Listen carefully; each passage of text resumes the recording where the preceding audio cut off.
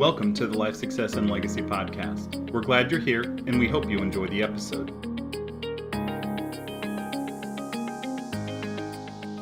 Hey, everybody. I want to welcome you back to the next episode of the Life Success Legacy podcast. I'm Chris Bay, and I am joined by two of the Mikes. Michael Crawford here in Lawrence, Kansas. How are you, MC? Doing well, doing well.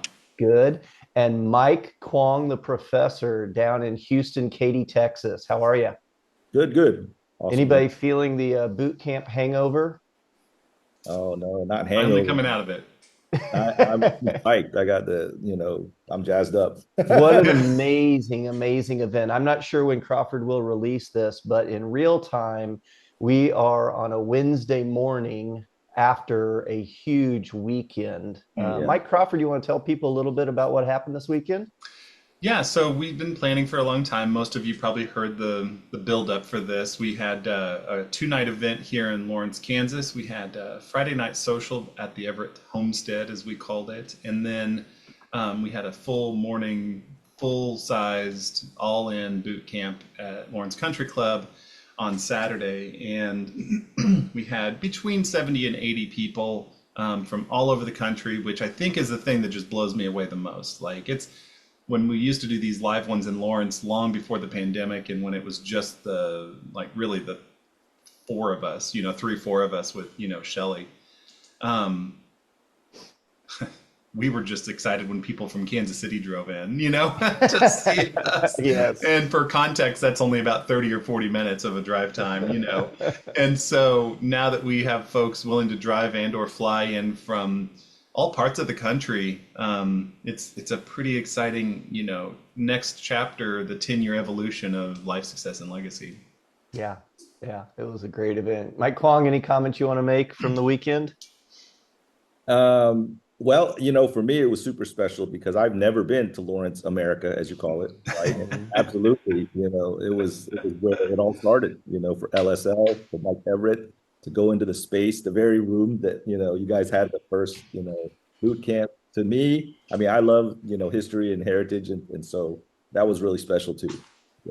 Very much so. Yeah, on Thursday, we had an all-day quarterly team meeting, and we actually held that meeting inside the original room. It's a smaller room, and we held it in that original room where we did the first boot camp. It was the first one that Mike Crawford attended in that room. So it was fun.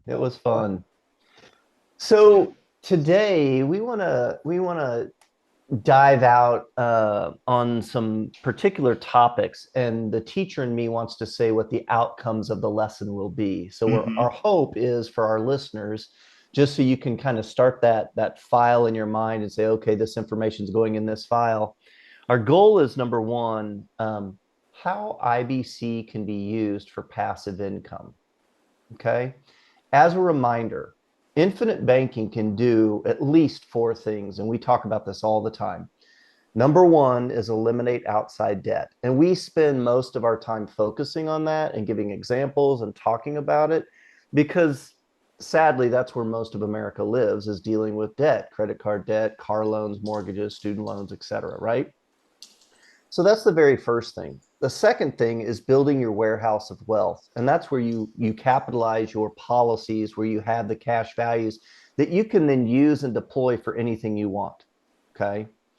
Number 3 is the one we're going to talk about today. And we don't talk about it a lot, but we're going to dive into it. And that is passive income. How can IBC be used for passive income?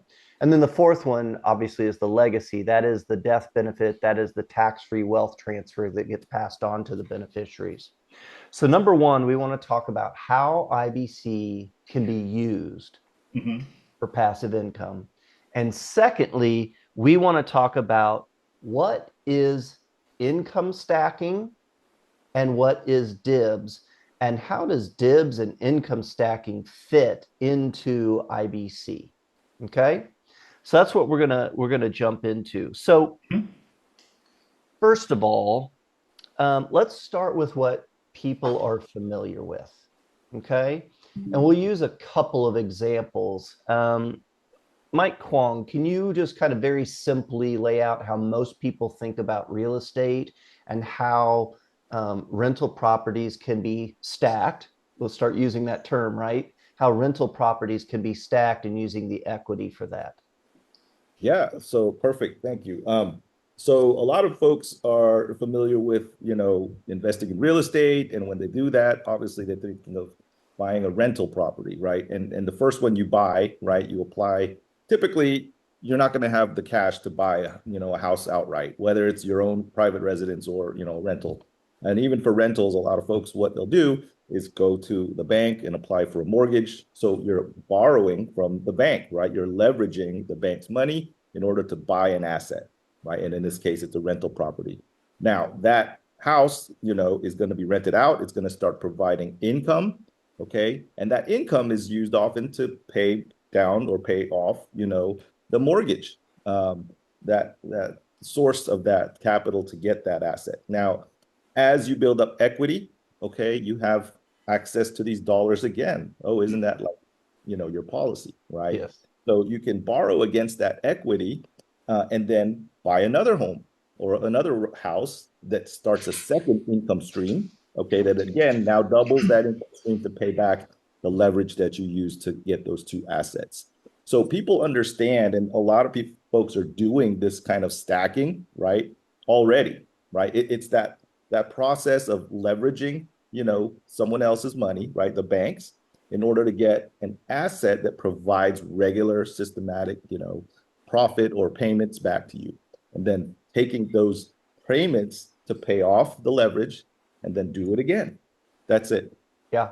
And in fact, when we were at Mike Everett's house and we were down in the basement and you and Pei were having conversations and there was standing room only in the basement, and it's not a small basement, by the way. and one of our guests came up, Austin came up to me, said afterwards, he says, I think I'm doing this already with real estate. And I said, absolutely you are. Let me ask you, because I knew some stories about his real estate, and he got sued. He has to deal with tenants. He has to do with toilets that don't work, or he has to pay someone to manage the properties, all those things. And I said, so do you love real estate? He's like, not really. So that's when we started talking. He just started thinking about, oh, maybe this is an easier way to do this. But Mike Kwong, there's a concept of slow burning fuel and fast burning fuel. And what you just described with real estate, where you build up the equity and borrow against it and start another one, you would consider that slow burning fuel, correct? Yeah, so that fast burning, slow burning pertains to the duration or the permanency of that asset that you're using leverage to buy, and particularly that income stream, right? And as I laid out with rentals and real estate, you can do it, but you can see it's kind of a slow moving iceberg over time, right? Nobody's paying off a mortgage in a 2 years or so, typically, right? It takes some time to do that, even if it's within one. That's considered slow. However, the permanency of a rental property exists so that continues as long as you keep owning it, right? Now, the fast burning fuel is simply the same process or idea of it returning income, but fast burning fuel burns out eventually, right? And typically about 3 years for income stacking is ideal so that you can quickly recapture not just the profit and interest, but the principal that you can redeploy. Yeah. And some people might out there, purists, because people know that we're pretty pure when it comes to Nelson's teachings, and they might go, wait a second, I've never read about fast burning fuel or slow burning fuel or income stacking or anything like that in Nelson's book. So for those of you who are listening or watching, I'm pulling up Nelson's book, Becoming Your Own Banker. And I'm actually turning to page, it's 77. It's in the chapter on page 75 called A Different Look at the Monetary Value of a College Degree. What Nelson does in this chapter, he just does a thought exercise. He says, rather than going through undergrad, grad, someone wanting to become a doctor, what if they took all that money they used for those tuition and instead built an IBC system and then put those dollars to work in a business? And so he goes through a variety of things, and you can read this on your own. but I'm going to go to the bottom of page 77, the first column. And Nelson says, if this student, if she is determined to be around the medical community, all she has to do at the end of the eighth year of her policy, is call the life insurance company and borrow enough money. She has access to $339,713 at that time to buy 8 luxury cars. And then Nelson's humor comes out. He says, take them down to the medical school and lease them to the professors there because all of them drive that sort of car. And if you knew Nelson, that's totally Nelson. Yeah. And most of them are leased from some source, which he's not a fan of leasing cars either. Now listen to this. 8 months later, she can add another car to the fleet just from the lease income. Does that sound like the real estate example Kwong was talking about?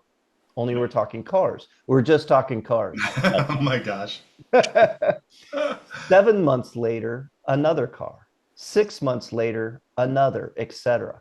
In a short while, she can enjoy a very good income just from the leasing business, in addition to the figures you see here. Now, would leasing cars be a little bit quicker burning fuel than the slow burning fuel of real estate? Yeah. Okay. Absolutely. I wonder if we could make it even faster burning fuel. You guys have any ideas? I do. So we'll get to that. Mike Crawford, I want to pull you into the conversation. You and Mary have been kicking the tires on income stacking and DIBS over some time. And having worked with Mary over the years, knowing Mary, loving Mary, I know it takes some time, and you got to wait till it clicks for her, right? And she was part of the basement conversation that took place. In fact, it was really fun because Mary was standing next to my youngest, Phoenix, and the lights were turning on for both of them, and they wouldn't shut up. This is true. So can you just give some context for you and Mary, and as someone who was, let's just say, new to income stacking and DIBS, what that process has been like? So I've been excited about it since long ago, but every time I've tried to talk to Mary about it, she gets a little bit in over her head. And that's just probably me not being able to teach her, as her partner. That's just not how that works normally. Yeah. And so we've kind of let it roll. We got some other debt paid off. I've continued to force her to try to read a chapter or two of Kwong's book, things of that nature. And so, I'm a little bit like Mike Everett. I would have jumped off the diving board without seeing if there was a whole lot of water in the pool and just gone into this a while ago. But an opportunity that helped was that Friday, this last Friday night, where she was able to truly see and hear and have somebody else, and Phoenix being on her level of understanding of DIBS, they were able to collaborate, if you will, and kind of flush out some of their own unlearned knowledge, where they could say, okay, well, this is what I heard, or this is how I think this was meant to be said, or, oh, no, I think it was this. And it's a lot better whenever there's two people at the same education level kind of working together while they see that happen. And it did click a light bulb for her. She goes, well, we have some money sitting aside. What are we doing? I was like, hello, I've been saying that for about a year now. And she was like, okay, you were right. Let's move. And so, Yeah. Here we are. Well, my personal story as well is when I started learning about income stacking and DIBS. I mean, it's kind of getting rid of the old thought process, just like it was when I was first learning about IBC. Is it took me probably 3 or 4 conversations with Mike and Pay before I could really wrap my head around it. Right. So to our listeners, what I would say is that's common. Don't beat yourself up if it doesn't click right away. It's a different way of thinking. But if you can go back to what Nelson talked about in the book about the cars and leasing the cars, if you can go back to what people do with real estate, but there aren't it's not common out there where you just have all this money out there and you can go and start doing real estate right away. So Yeah. what DIBS allows us to do is to bring it down to table level, as Mike Everett says, Hmm. and for common people like us, get Hmm. started with this concept, Yep. right? Okay, so Mike Kwong, let's go into this a little bit. You wrote a book. I'm gonna do the commercial here. You wrote a fantastic book called Dibs on Your Money, and you wrote it for your, at the time, teenage daughter. You wrote Yeah, it for Jackie. teenager. So it's Yeah. very attainable, in my opinion. I think you're gifted in explaining things in written word. And I think you do a great job of educating people with financial literacy in general about the nature of loans and things like that, amortized loans, et cetera. But then you go into velocity banking, you go into IBC, then you go into DIBS, Yeah. right? Um, so can you explain? I'm kind of imagining, in fact, let's just use this as an example. Let's use Mike Everett's house the other night. The house itself, and even out onto the yard, was full of LSL IBC people. Hmm. Okay. So that's the house. Inside the house, there are rooms, correct? Mike Kwong, can you explain what some of those rooms are as it relates to passive income, income stacking, and DIBS? Okay. Well, I guess, I mean, definitely, the basement, where we had some time, we got to spend with everyone interested in the passive income stacking. Um, that was a subset of the whole, group of, guests there.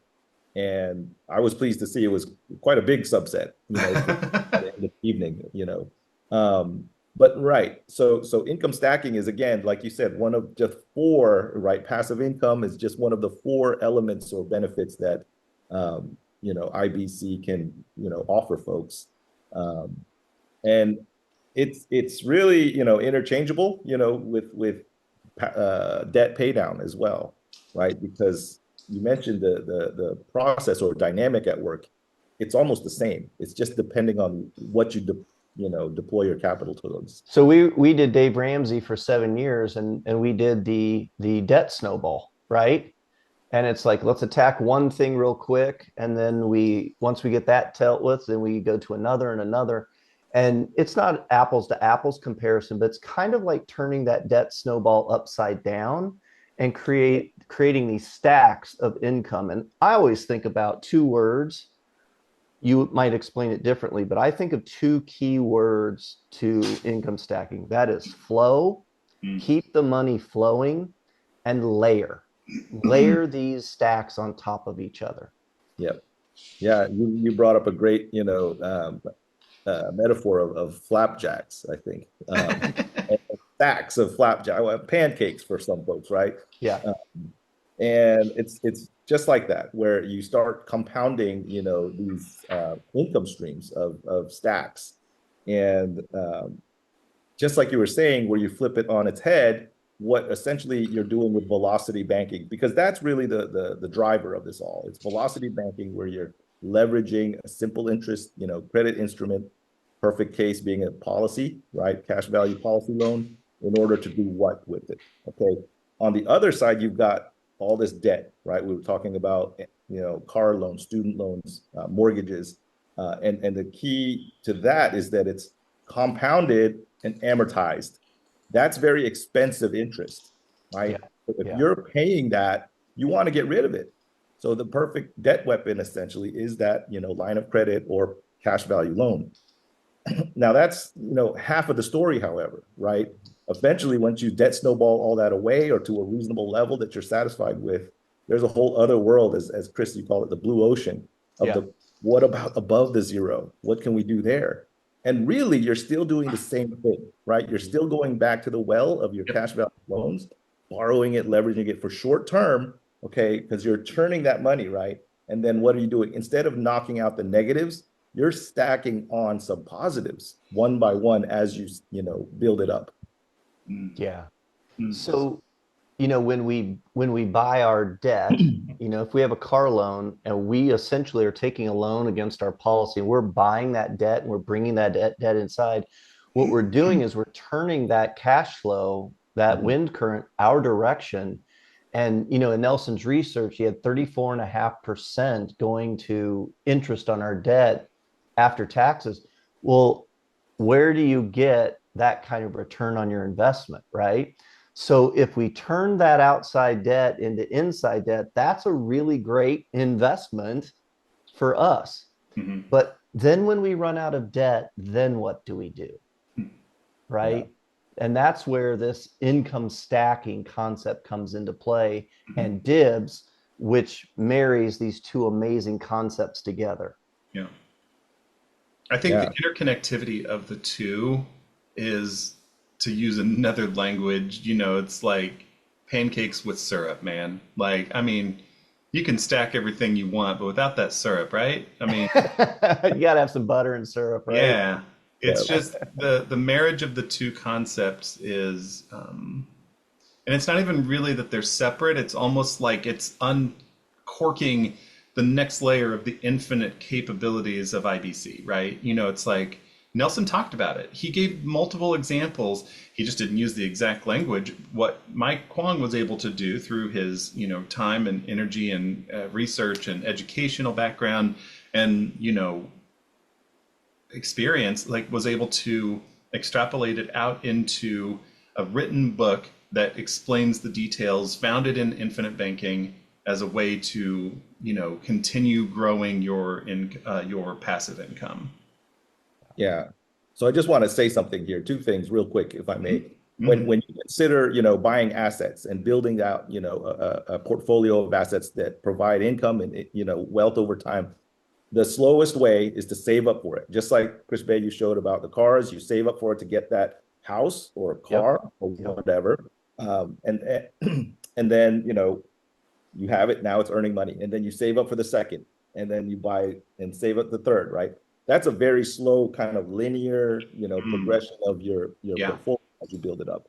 Here with, you know, income stacking, you're adding liquidity and speed to it, right? You're accelerating it. How? Well, not through your own cash and savings and the accumulation mindset, but by allowing to tap into, you know, this liquidity that you have in the policies, right? And then leveraging that so that you can actually start buying the second and third, you know, car or, you know, a house, or in this case, back, you know, at a much sooner pace, and to the point where you can start compounding them before they burn out. So, sorry, I just no, it's fantastic. And you just made me think. So we talked earlier about the example of people buying real estate and how you've got to have some capital to get that thing going. That's right. Right. Yeah. Can you give some context for people that just are common people like us, like the size that we might, so for example, when you borrow against your policy, you're using that as your line of credit, and then you're investing in something, and we can get into that here in just a little bit, but you're investing in something like, and then you also have to have your own personal cash flow contribution. You have to be cash flow positive. Can you put some numbers to, like, so people are like, oh, this is actually manageable to get started with? Sure, you know, and we went over this, you know, in the basement that night, you know, but it's something that's really scalable, right? There's a certain minimum, you know, cash flow. The first, you know, precondition I would say is that somebody or a household has some positive cash flow, and by that what we mean is total income less, you know, total fixed expenses is your essentially discretionary, you know, surplus. And that surplus, you know, instead of going to the movies or, you know, buying up and stuff, you know, if you can dedicate that amount, whether it's $1,000 or $2,000, okay, this is what you need to get started. That's the first thing. The second thing is having, you know, a steady, secure, you know, line of credit, right? Whether it's a commercial one or a HELOC from the bank, that's okay. But the best, of course, again, is when you have your own bank, your own policies, cash values. Okay, so whatever that cash flow is amount, let's say it's $2,000 a month, you know, you could start by taking about 5 times that amount to determine what's a good starting, you know, stack size. And then that would be, say, 10,000, or if it's 1,000, it could be 5,000, right? It still works. And then you purchase or invest in that, you know, the 5 or 10,000 in the first stack. and it pays over the next 36 months, regularly, consistently. And the income or the investment doesn't have to be crazy high. The key to it really over time is consistency and the fact that it will pay over 36 months. And the interesting thing is this is, over 3 years, paying out the entire investment back. That's why it's fuel. It burns out entirely over time. Unlike that rental property that, is perpetually paying income, it's not going to be a whole lot, when it's, a permanent and slow burning fuel. The difference with shorter term, fuel is that it pays much higher per month. And that extra per month is what allows that, accelerant for you to pay back that $5,000 or $10,000, whatever you borrowed, plus your cash flow, okay, within, 4 months the first time, right? Let's take the $2,000 example, right? That plus, first of all, that would be the $10,000 stack. That could pay anywhere between $300, $330, right? Now you take that $300 plus the $2,000 that you're dedicating to this, that's about $2,300. And that would take, if you divide it by, 10,000, 4.5 months or so roughly, right? As soon as it's paid off, you borrow it again. You redeploy that 10,000. Remember, the first 10,000 you just paid off and used still has 31 months of income coming back to you. Don't forget that. That's really critical. But the second one you can start right away. Well, after 4.5 months, now that's 300 becomes 600. Now the 2,300 becomes $2,600 that you're now able to pay back the 10,000 with the second time in under 4 months, if you do the math, right? Correct me if I'm thinking 3.8. No, you're right. You're right. Yeah. And obviously, once you've paid it off, it's not rocket science. You borrow it again. The third time, yeah. Just to recap, what you're doing is you're using your own line of credit, your policy that you own and control, that is ever growing and it's 100% in your control. You're borrowing from it, let's say 5,000, 10,000, whatever it is. You're investing in something over here that will pay out over 36 months. You're contributing your own, in this case, $2,000 of your own cash. That investment's paying out, let's say $300 or $350 or whatever. You're combining that. So we're paying off that $10,000 loan in 5 months or less. And then we turn around and use that same $10,000. So again, back to my 2 words, we're keeping the money flowing. And now we are layering these stacks on top of each other. We know, because it's fast burning fuel, it's going to burn off in roughly 36 months, right?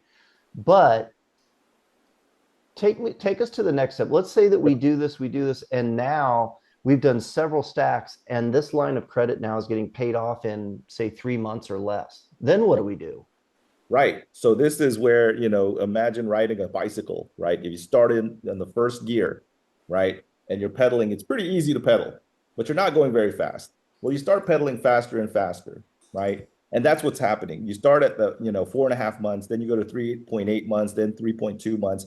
It starts to speed up, or, you're paying it off quicker, at a quicker and quicker pace. What you asked is, well, what happens when you start, spinning too quick, right? You're returning that money, and sometime over, 2 months or so, maybe 2.5 months, what you would do to solve for this is simply bump up. Okay, and that's akin to going to second gear. So what happens on the bike when you shift up to second gear? All of a sudden, your pedal rate slows down again, right? It gets a little bit harder to pedal again, but overall, isn't your bike moving at a faster clip? Absolutely, right? Similarly here, that, say, 10,000 you start with would bump up to maybe 15,000. So what does that do? Well, now you have a bigger amount that you got to pay back, but you have a bigger amount that's coming in. What will happen is you'll slow down again just a bit, right? Back to just 4. Like pedaling. Yeah, just like that, to 4 months or so, less than 5. And then again, you continue the same process. But then instead of every $300 added to your stack per stack, you're going closer to 500, or 450 at least. And you can see that what happens over the first 36 months, you've been able to rinse and repeat these dollars to build yourself the stacks of income that are, perpetually growing, because although individually they pay out or expire, whatever, over 36 months, by that time, the first one, is fully paid out. You've been able to do this maybe 8 or 9 times. So you have all those other stacks, right? The flapjacks example. You take one from the bottom, you've got 9 on top. You're okay. And those stacks are getting thicker over time. Yeah. So there's a lot of compounding variables going on here, but it's super powerful. So the idea is to build this stack of flapjacks or pancakes, depending on your region of the country, what you call it, right? You're building it. So just to clarify, we call this passive income, but you're not pocketing money early on in this process. What you're doing is you're building a stack of pancakes where it is evergreen. It will continue and keep going, but at some point you can start pulling a pancake off to eat, right? Right. So here's the interesting thing. You bring up that term evergreen, which is something that is, continuing, in perpetuity. Just understand, individually, each of these flips or stacks or, flapjacks, right, are finite in duration. But when in total, the whole perpetuation of the system continues to roll forward, that entire stack becomes an evergreen itself. Even though every, 5 or 4 months at a time, another small stack is going to expire. It's done its job. You got all your principal back, by the way, plus some friends with interest. Not a problem, but you've got more and more continuing to build on top of that. Yeah. So we're dropping off every 36 months the smaller pancakes. Sure. But every 3 to 5 months, we're adding a larger, Exactly. we're adding over time larger and larger pancakes. Yes.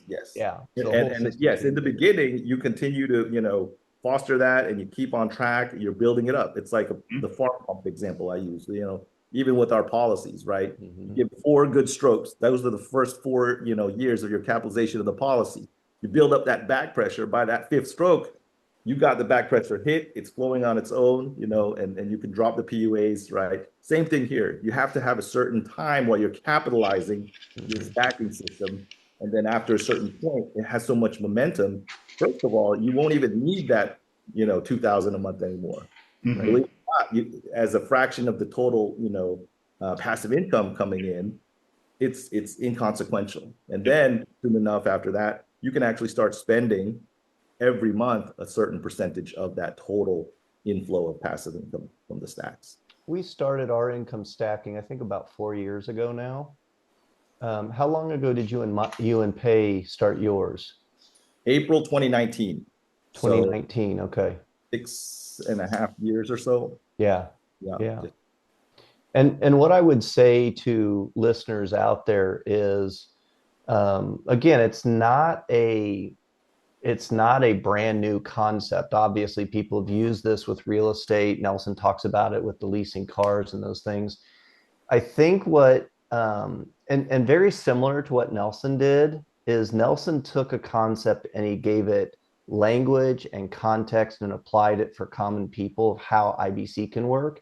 And I think what Mike has done in his book in DIBS is he's taken this concept and he's blended IBC with income stacking, these two really fantastic concepts, and mashed them together in a peanut butter and jelly sandwich, right? Oh, no, it's a Reese's Pieces. You talk about the peanut butter and jelly sandwich, though, in your book as well.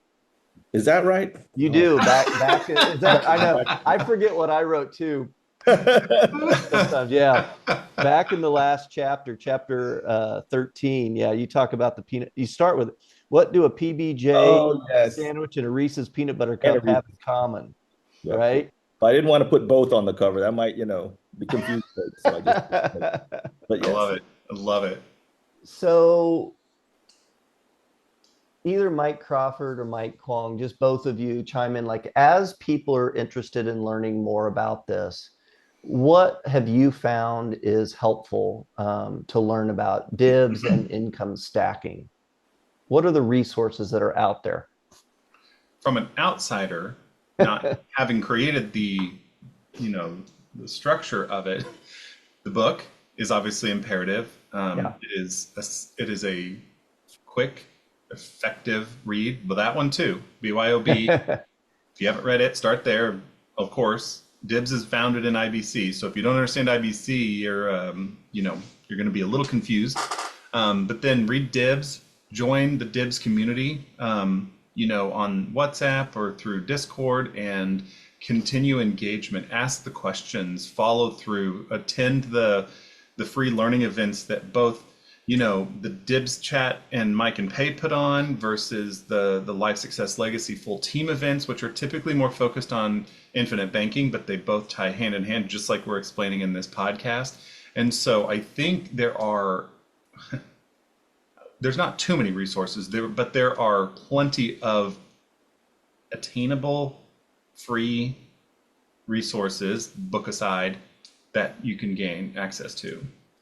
And I'd like to add, the human capital resource that's available that we're starting to build, right? The community that's out there. In the beginning, when we were doing this, there weren't that many people, even especially IBC, right, that were also doing it. Same thing when we started income stacking, right? There's precious few other folks that you can talk to, just like you explained in the basement with Mary, and Phoenix sitting there together. That community, that dialogue with other people, like-minded individuals, or other people that may have trailblazed and gone ahead and done something, like this, is super important too. Don't feel that you have to learn this in a vacuum and read it by yourself in the closet. Not at all. It really helps when you have other people, and that's why we're here. We're available in so many different ways now, like Crawford explained. But this is I call it a full contact sport. If you really want the most out of it, you got to get pull up your sleeves and get into it. But it's always more fun and effective when you have other people to do it with. Yeah, absolutely. It's if you're the kind of person who just wants your 401k contribution pulled out of your paycheck, and you don't want to spend any time learning about it or thinking about it, and you're okay not knowing what's going on or what it's invested in and all that, this is not for you. This is not the sport that you should jump into. The people that are doing this are, like Mike Kwong said, this is full contact. Like, people are invested. They like the community. I mean, we had to kick people out of Mike Everett's house because they didn't want to stop talking and sharing all the things that they're doing. We have a dear friend. In fact, we have a podcast interview with Terry Wilkinson, who lives out in Hawaii. And her perspective is she knew about income stacking first. She was doing that. And then later on came to IBC. And in her podcast recording, she talks about how she feels like she missed out on some of the foundational pieces of IBC. I feel fortunate for me, and it can go either way. I feel fortunate that I learned about IBC first, because I see that as the foundation. It is. And then I learned about income stacking and DIBS. Yeah. I mean, in my book, I explained the house, like Mike Everett's house, and I use, the example of the foundation being your banking system. That's key. That is your IBC, whether it's one policy or, 20 policies like Mike Everett, right? It just depends how expansive you want that foundation. However, it's critical to have that so that whatever you decide to invest in later, okay, or even now, you have a firm base that you can deploy your capital out of and through. Yeah. So all DIBsters, all DIBsters are LSL clients. Not all LSL clients do DIBS. I just want to make that clear. So of all the clients we support, there is a smaller subset of people who are focused on passive income, and they're doing income stacking and DIBS. And you even have a WhatsApp group that's very active, that has over 200 people involved with that group. And they are constantly sharing, and they're sharing spreadsheets and tracking tools and concepts. And even Terry Wilkinson introduced years ago a concept called teriyaki, right? We call it teriyaki because it's named after Terry, but there's all this synergy and creativity that's happening within this group. And it's so fun to be a part of. Yeah. So fun. Yeah. Super cool. Okay, well, we probably ought to start wrapping this up. Any final comments you guys want to make before we pull the curtain on this one? I would say just Kwong said it, and I want to reiterate it as we land the plane. Just take advantage of the team, take advantage of the resources we have, reach out, ask the questions, join the communities, talk to others. You're not in a vacuum. This is, it may be a full contact sport, but we're going to help you put the pads on, and we're going to give you the tools to get you through, to the next level. So, Yeah. And Okay. I keep learning, we're always constantly learning as coaches, right? Yep. That's the thing. And we keep refining, the technique or the strategy or, the balance between how much is too much policy loan versus, we talk about that all the time. Yeah. So never, stop learning, and just find a friend, to talk to about it, and have fun with it, because also ultimately I know money's a big, it's a scary thing for some folks, but like Chris Bay said, when we get together with, to come up with ideas or just to commune about, IBC and capital flow and all these things, it's a lot of fun, and no matter what, you're going to be in good hands with people that you surround yourself with. And, there's no guarantees, with money necessarily. Well, there are guarantees in the policy. So I take that. But, don't let all these concepts, intimidate you. This is, like I always say, how do you eat an elephant, right? One bite at a time, right? Yep. So take it as you're ready, and be ready and open-minded for those ruts in the brains. Because trust me, this whole DIBS thing is a whole other kind of, rut-shattering endeavor. Mm-hmm. But we got you, and we're ready to meet you and talk to you soon. Yep. Yeah. Guys, thanks for your comments and your experience and teaching abilities. To our listeners, again, IBC does 4 things. Today, we focused on the third, which we don't spend a lot of time, but it's a really exciting topic to talk about with passive income. There's a lot of different things that you can leverage your policies for to build passive income. Some of the takeaways I hope you think about is there's an opportunity to start with some fast burning fuel. If real estate and other things scare you, if the market scares you, mutual funds scare you, those kinds of things, there are easier, safer ways to get started. And we even have clients who do the entire income stacking DIBS concept between their own policies. They don't involve any outside, so they're controlling both sides of the equation. That's a whole nother conversation. Sure. Okay. So to our listeners, check us out at lifesuccesslegacy.com. We have lots and lots of learning opportunities. Go back and listen to Terry Wilkinson's podcast interview. I think that would be instructive and helpful. And look for a learning event, an upcoming learning event. Start with a webinar, and then look for either an online or live boot camp. And then what I would tell you is if you're just learning about income stacking and DIBS, or you're interested in passive income, this is the place to start. Read Mike Kwong's book, DIBS on Your Money, and that will get you started, and then reach out to us. Yep. All right, guys, thanks so much. And we'll catch you all on our next episode of the Life Success Legacy podcast. Thanks, guys. Thank you.